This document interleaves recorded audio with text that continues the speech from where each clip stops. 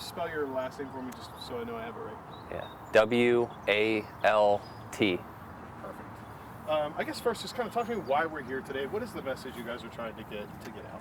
Okay, the message that we're trying to get out to boaters, anglers, hunters is that today is November 1st, so that kicks off the mandatory life jacket wear for boats less than 16 feet in length and all canoes and kayaks. It runs from November 1st through April 30th.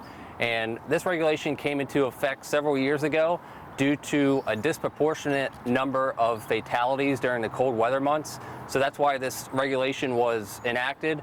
And over the last several years, we've actually seen a decrease in fatalities during these cold weather months because of the mandatory life jacket regulation.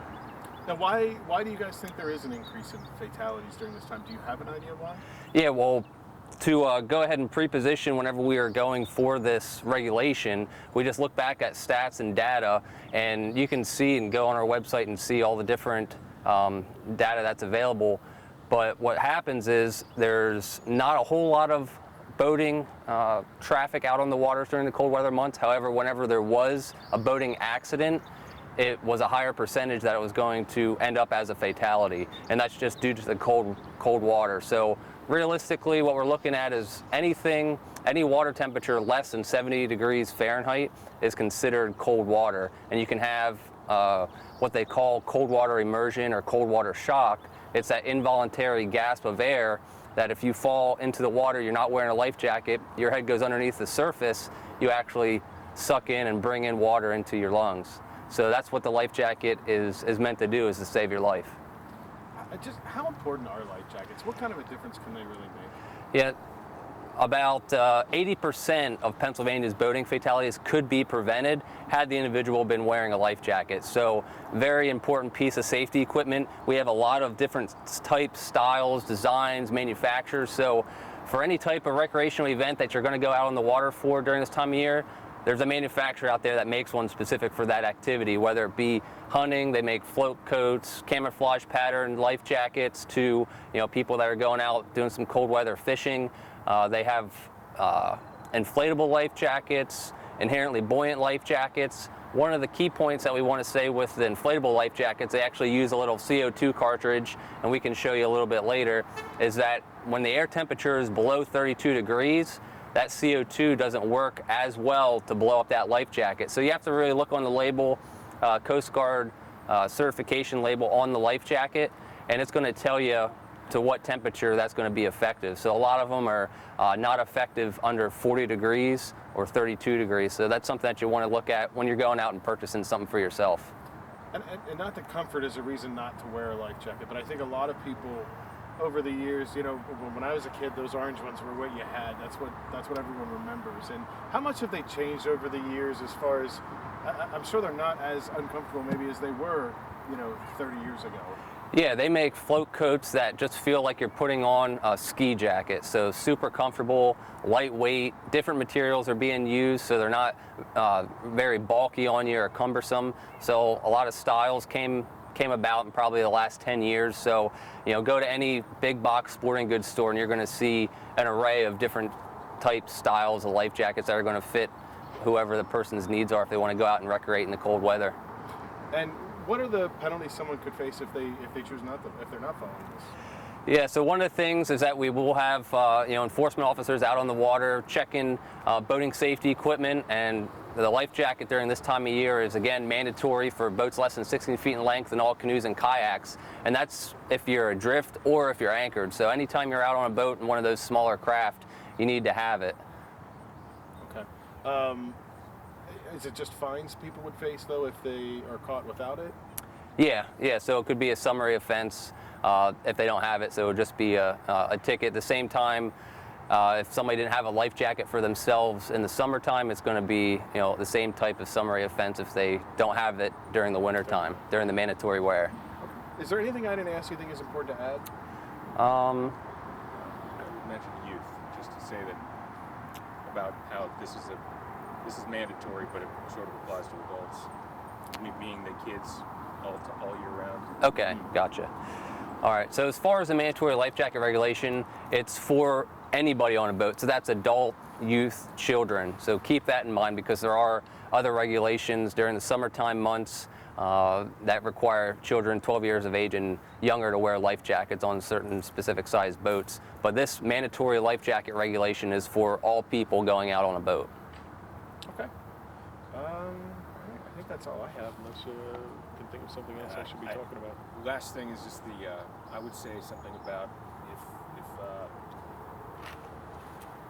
the reason why we push this so hard is also because while boating registrations and fishing licenses and things like that overall, like the sales and things like that are kind of stagnant. The registration or the use of kayaks is at an all-time high. So it's almost like kayaks are they're the new hip thing. So you got to make sure that if you're going out on one, a lot of people think you just buy one at Dick's Sporting Goods and head out on the river and you're good to go. But then they realize there's a lot more to it than that. Okay. Yeah, I can touch on that. So we're out here today, November 1st. It's going to get close to 70 degrees out, so it's going to be really nice. We have a kayak sitting here behind me. There's going to be paddlers out on the waterways. Please keep in mind that it still is mandatory life jacket regulation time, and even though the air temperature is nice and warm, the water temperature is still in the low 50s, so you can still have that cold water immersion effect if you were to fall overboard. So there's a lot of different things. A kayak and a canoe still considered a boat, so you need to make sure you refer back to the safety equipment, required safety equipment on board those vessels. So U.S. Coast Guard approved life jacket, sound producing device, and then just make sure that you're prepared for the weather and you let somebody know where you're going. And actually, he brings up a good point. So kayaks, as he said, are becoming a lot more popular. It's the kind of thing you can just go to Dick's, you buy it. A lot of people may not think about whether or not there are laws or rules that they need to follow.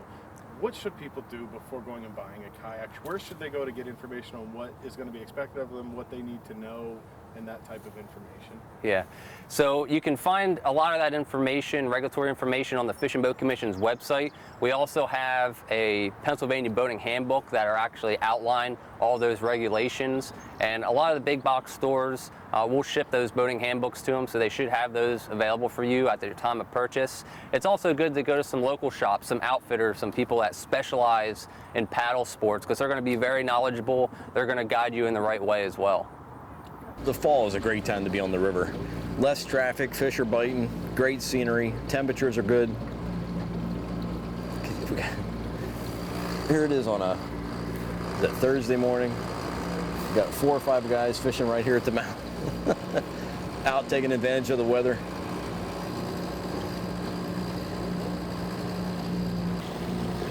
Just what we're doing right now is fine. Give me a couple.